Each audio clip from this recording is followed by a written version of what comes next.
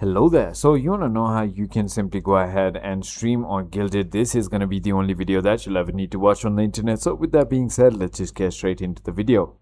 First things first, simply go ahead and open any browser that you prefer using and search for Gilded. Once you've done that, simply go ahead and click on the first link and make sure that you're logged in into your account.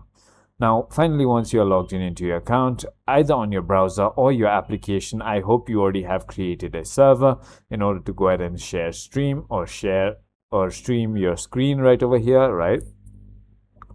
So all you need to do is firstly simply go ahead and create a stream channel. That is by clicking right click, create channel, and then stream channel right over here on channel type, and then name it and click on create and make it public if you want to.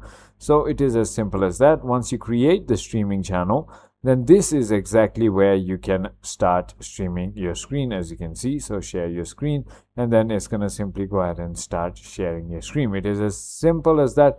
I hope this video was helpful to you. If it was, hit that like button, and I'll see you on the next one.